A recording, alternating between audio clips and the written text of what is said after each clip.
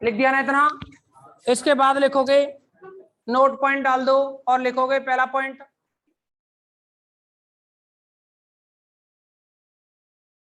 सीमित समुच्चय का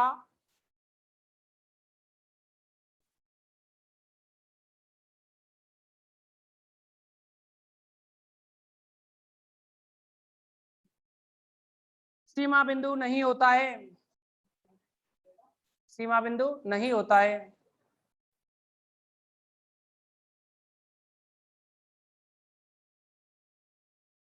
अगला लिखो, रख ले इसे, बढ़िया रहेगा, मुझे मत सिखा। लिखोगे, आगे लिखो,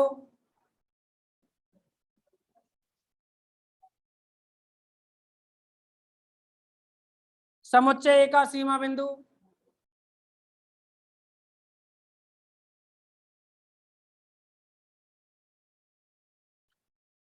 समुच्चय ए का सीमा बिंदु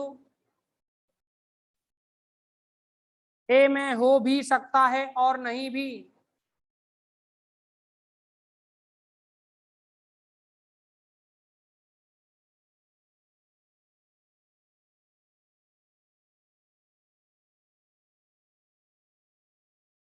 अगला लिखो,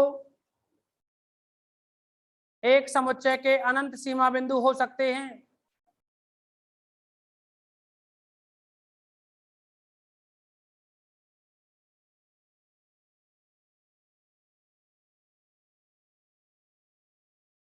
अगला लिखो, फाई कॉमा कैपिटल एन तथा capital Z phi comma N तथा जेड के सीमा बिंदु नहीं होते हैं। अच्छा, आर के तो हो जाएंगे ना, समझ गए होंगे। ठीक है, आगे लिखो, छोड़ो अब, बहुत है इतना ही, लिखो आगे, नेक्स्ट हेडिंग डालो।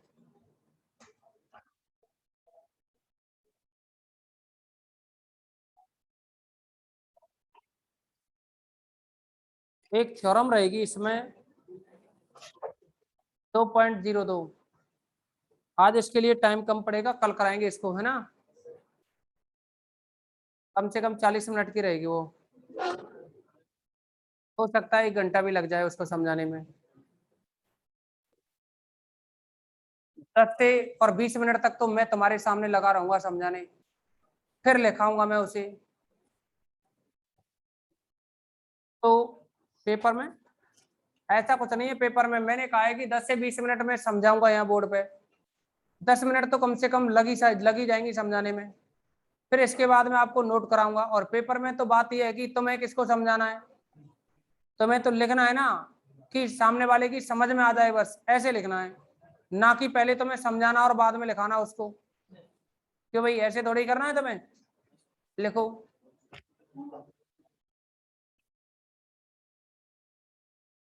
व्युत्पन्न समुच्चय, व्युत्पन्न समुच्चय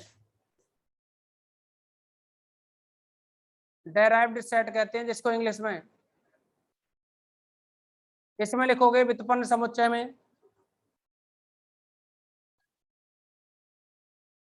यदि किसी समुच्चय कैपिटल ई, सॉरी यदि शब्द रहने दो, किसी समुच्चय कैपिटल ई के सभी सीमा बिंदुओं का समुच्चय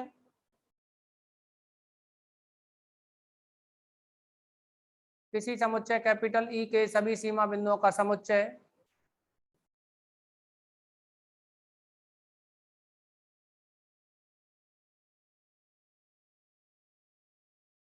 व्युत्पन्न समुच्चय कहलाता है।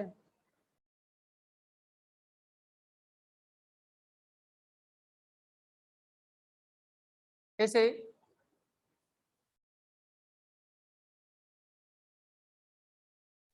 ई डैश या डीई से व्यक्त करते हैं। डीई बोले तो डेराइव्ड सेट ऑफ ई, अब सुन लो पहले, जितने भी लिमिट पॉइंट होंगे ना ई के, उनको अगर एक सेट में रख दिया जाए तो वही सेट क्या होगा, इसका व्युत्पन्न समुच्चय होगा। ठीक है ना, क्या होगा इसका व्युत्पन्न समुच्चय। यानी किसी सेट ई के 10 लिमिट पॉइंट निकल आए तो उन 10 लिमिट पॉइंटों का एक सेट बना दो, वही क्या होगा, डीई होगा, या ई डैश कह सकते हो। समझे कि नहीं, क्या होगा वो व्युत्पन्न समुच्चय होगा। आगे लिखोगे, अब हेडिंग डालिए आंतरिक बिंदु।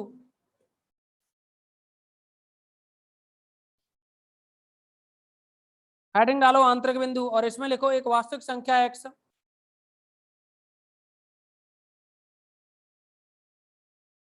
एक वास्तविक संख्या x समुच्चय ई सबसेट R,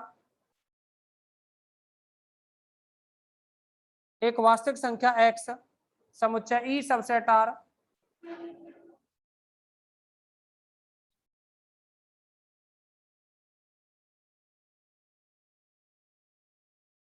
का आंतरिक बिंदु कहलाती है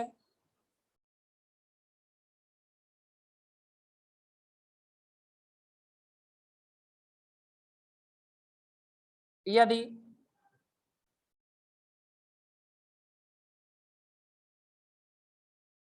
there exist epsilon greater than 0, ताकि x minus epsilon comma x plus epsilon subset of E लिखा था ना, तो सबसेट ऑफ ई हो। देखिए हमने लिखा है आपको कि एक वास्तविक संख्या x ई सबसेट R का आंतरिक बिंदु कहलाती है। ये सेट हो गया कौन सा, ई, और एक रियल नंबर है x। अब यह जो x है ना, इस सेट ई का आंतरिक बिंदु होगा यदि इस x का जो प्रतिवेश बनाए, x का प्रतिवेश x minus epsilon comma x plus epsilon किसमें हो, कंटेंट इन ई, किसमें हो, ई में हो। तो ऐसा तो तभी हो सकता है जब x कहाँ हो, इस ई के अंदर हो, और इसका प्रतिवेश बनाओगे तो वो प्रतिवेश क्या है, ई में, तो तभी आ सकता है जब x ई के अंदर ही होगा। समझे कि नहीं, वैसे जरूरी नहीं है कि ई के अंदर हो x तो प्रतिवेश भी उसी के अंदर आए, क्योंकि हम ये कहते हैं बिल्कुल ये सिरे का पॉइंट होता तो इसका प्रतिवेश क्या बनता, ऐसा बनता, बिल्कुल छोटा, बाहर भी हो सकता था ना। समझे, अगर सुन लो, अगर इसमें किसी भी बिंदु का प्रतिवेश लिया जाए और वह बिंदु, उस बिंदु का प्रतिवेश सेट ई के अंदर ही रहे, तो उस कंडीशन में जो एक्स पॉइंट है वो क्या होगा, ई का आंतरिक बिंदु होगा। कोई दिक्कत, एक बार और सुन लो फिर से, कुछ नहीं है, बस इन्हीं का अंतर है, थोड़ा थोड़ा करके, यही याद रखना है, थोड़ा थोड़ा करके जो डिफरेंस है ना इन सब में। अब तू खा ले, मेरी समझ में नहीं आता है।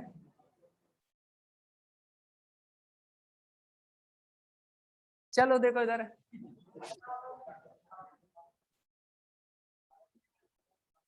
ऐसे देखो,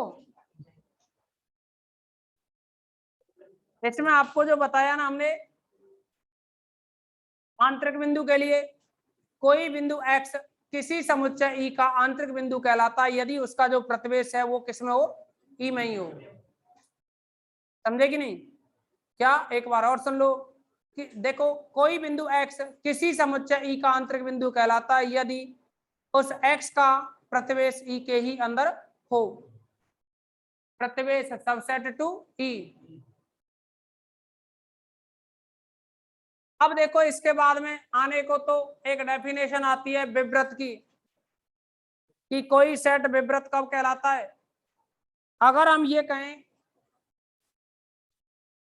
आंतरिक बिंदु के बाद अभी बाह्य समझाना था, पर अब जो विवृत की बात कर रहे हैं तो सुन लो, थोड़ा सा अंतर है विवृत में और इसकी में, आंतरिक बिंदु की डेफिनेशन में।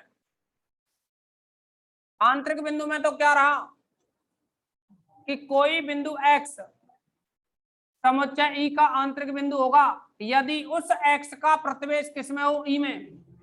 और हम ये कह दें कि किसी समुच्चय एक्स के सभी बिंदु, किसी समुच्चय ई के सभी बिंदु एक्स, अब एक्स का मतलब ये चर है, इसकी जगह x1 x2 x3 कुछ भी हो सकता है। दोबारा से सुन लो, एक समुच्चय ई विवृत समुच्चय कहलाता है यदि इसके सभी बिंदु इस ई के ही आंतरिक बिंदु हों। कुछ आया? आएगा, ऐसे थोड़ी एक साथ आ जाए, धीरे धीरे समझ में आएगा। सुन लो, आंतरिक बिंदु की डेफिनेशन के आधार पर ही उस विवृत की डेफिनेशन दी जा सकती है। आंतरिक बिंदु में क्या था, कोई बिंदु x ई का आंतरिक बिंदु कहलाता है यदि इसका प्रतिवेश ई में हो। और हम अगर ई को विवृत कहें तो ये कह सकते हैं इस ई में अगर x1 x2 x3 कितने भी पॉइंट हो, इनका अगर आप प्रतिवेश बनाएं, इनका अगर आप प्रतिवेश बनाएं और वह प्रतिवेश किसमें हो, और वह प्रतिवेश किसमें हो, ई में हो। ऐसे ही x2 minus epsilon x2 plus epsilon ये भी किसमें हो, ई में हो। ऐसे ही x3 minus epsilon comma x3 plus epsilon किसमें हो, ई में हो। तो अर्थात जितने भी ई के बिंदु E1 x1 x2 x3 xn है, उन सभी का प्रतिवेश लिया जाए और वो किसमें आए, ई में। तो हम ये कह सकते हैं सबके सब बिंदु क्या होंगे, ई के जितने भी बिंदु लिए आपने x1 x2 x3 xn, सभी बिंदु ई के कैसे हैं, आंतरिक बिंदु।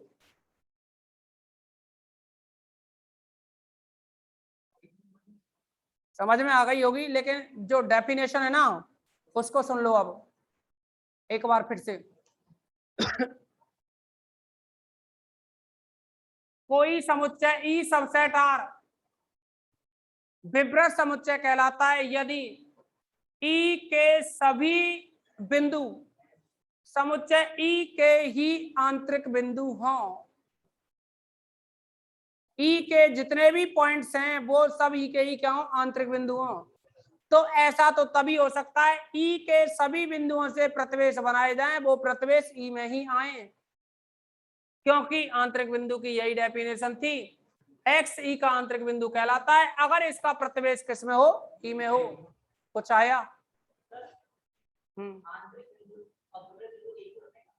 मैंने तो नहीं कहा विवृत बिंदु, विवृत बिंदु तो मैं तुमसे सुन रहा हूं। विवृत बिंदु नहीं है वो, विवृत समुच्चय है। हाँ, विवृत समुच्चय में क्या होता है, और लो ये सेट ई है, यहां से कहां तक, यहां तक x1 x2 x3 x4 x5 कितने भी एलिमेंट हो, अगर इन पॉइंटों के प्रतिवेश बनाएं और ये प्रतिवेश किसमें आए, इस सेट ई में ही आए, और हर एक बिंदु ई का हर एक बिंदु लें उसका प्रतिवेश बनाएं और वो प्रतिवेश ई में ही आए, उस कंडीशन में कहते हैं हम क्या, ई को आंतरिक बिंदु, सॉरी ई को विवृत समुच्चय। समझे कि नहीं? कोई दिक्कत है इसमें? और उसमें दिक्कत कुछ लिमिट पॉइंट में?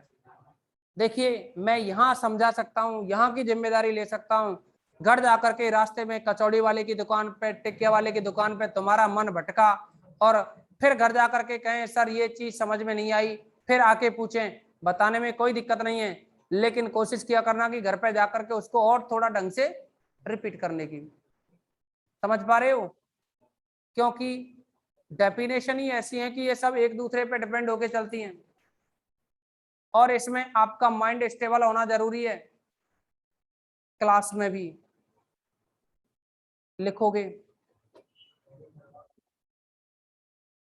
हेडिंग तो डाल रखी होगी ना आंतरिक बिंदु की, डाल दो आंतरिक बिंदु,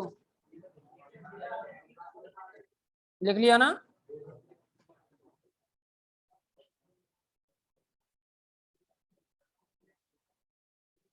और लिख लो अथवा लगा के लिखेंगे।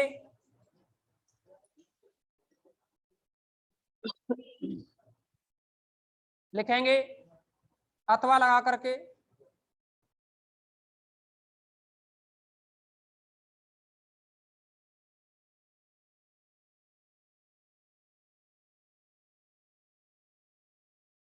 एक वास्तविक संख्या x, एक वास्तविक संख्या x समुच्चय ई सबसेट R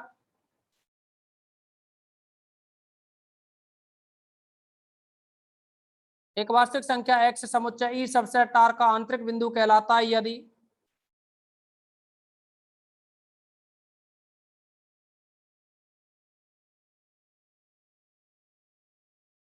यदि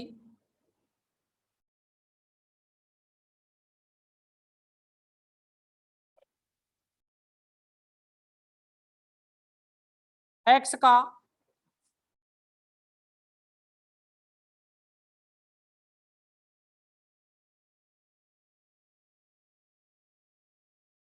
पहले कैसे लिखाई थी डेफिनेशन, मुझे ये बताओ।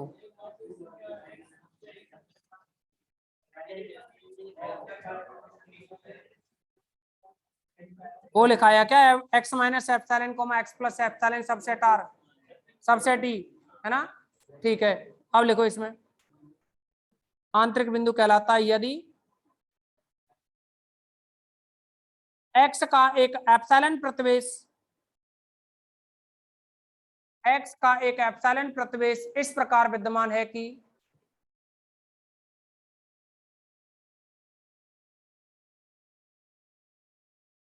वह पूर्णतः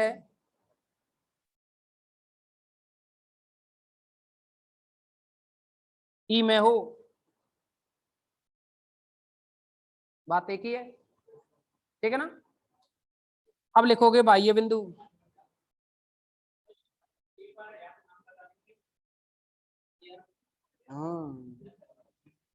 देयर एग्जिस्ट विद्यमान है, विद्यमान है। आपकी जो बुक है ना, ये तो नहीं है ना, इसमें नहीं है देना वो वाली बुक। जो पुरानी बुक है ना, उनमें स्टार्टिंग में एक पेज है, और ये जो पेज है ना, स्टार्टिंग मैंने शायद आपको बोला होगा कि इस पेज को यहाँ से लेकर के यहाँ तक और 2-3 बार पढ़ लो, बस पढ़ लो, बस अपने आप आ जाएंगे सिंबल। तो फिर यहाँ पढ़ाते जाएंगे ना तो अपने आप आते जाएंगे सिंबल। लेकिन आपको ये पता रहना चाहिए, यहाँ हम लगा तो देते ही है सिंबल को, लेकिन आप में से किसी किसी की हिम्मत नहीं होती ना पूछने की, तो वो कम से कम इस बुक में तो देख लिया करो। और इसमें इसके पीछे भी लिखे होते हैं सबके मीनिंग। इंग्लिश में बोलते हैं ना देयर एग्जिस्ट, यानी विद्यमान है, और एम्प्लाइज का साइन लगाते हो ना, ये सब लिख रखे हैं इसमें, ये साइन लगाते हो ना एम्प्लाइज दैट वाला, तो इसका मतलब है निहित करता है। तो ऐसे सब कुछ लिख रखे हैं। और ये एक पेज और इधर आधा सा पेज और है, अच्छा 2 कर दिए इसमें, तो ये 2 मतलब दोनों तरफ से, किसी किसी में यहाँ से पूरा और यहाँ से अधूरा इतना दे रखा है, मतलब यही छोटे करके लिख दिए हैं। तो मेरा कहने का मतलब ये, आप जैसे भी हो लिख सकते हो इनको, या ऐसा ही करना रियल में जब हमने कॉपी स्टार्ट कराई है ना, उसमें स्टार्टिंग में लिख देना इसको, ठीक है ना। कॉपी के अलावा और आपको कुछ घर के लिए दें, उसके अलावा आपको एग्जाम टाइम पे कुछ भी नहीं पढ़ना। जो भी करा रहे हैं अगर उसको अच्छे से करके जाते हो तो आपको 40 में से 40 नंबर मिल जाएंगे। अगर आप ये सोच के चलें हमारे लिए सर ने ये थ्योरम नहीं कराई वो थ्योरम नहीं कराई, तो समझ पा रहे हो कि थ्योरम तो बहुत हैं, थ्योरम्स तो बहुत हैं, लेकिन यहाँ उसके अकॉर्डिंग चलना पड़ता है, एग्जाम के पैटर्न के अकॉर्डिंग। अब इसके आधार पे आपको क्या करना होगा, केवल और केवल जो कॉपी में लिखाया जा रहा है उसको, हाँ मैं मना नहीं करूंगा, एक्स्ट्रा कोई पढ़ना चाहे बिल्कुल पढ़ सकता है, मना नहीं है, पर ऐसा नहीं एक्स्ट्रा के चक्कर में पेपर में जो आ रहा है उसको भी भूल जाए। क्या अब सुनो, क्या कर रहे हो, अब सुनो, इसमें आपने हेडिंग डाली होगी कौन सी, बाह्य बिंदु। बाह्य बिंदु क्या होता है, आंतरिक बिंदु का जस्ट अपोजिट है, और इसके बारे में हम कल बात करेंगे, ठीक है ना।